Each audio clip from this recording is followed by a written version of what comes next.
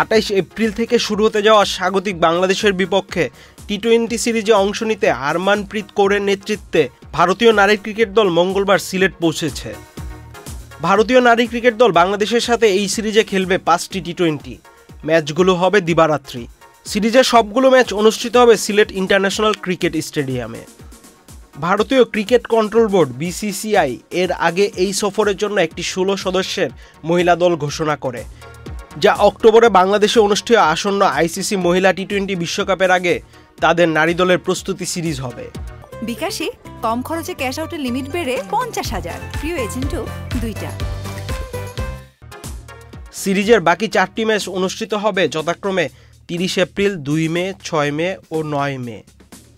সিরিজকে সামনে রেখে বর্তমানে সিলেটে প্রস্তুতি ক্যাম্প করছে বাংলাদেশ জাতীয় নারী ক্রিকেট দল। সম্প্রতি অস্ট্রেলিয়ার সাথে টি-20 সিরিজে ঘরের মাঠে বাংলাদেশ হোয়াইট ওয়াশ হলেও বাংলাদেশ নারী ক্রিকেটাররা ভারতের সাথে ভালো করবে বলে আশা করছে ভক্তরা।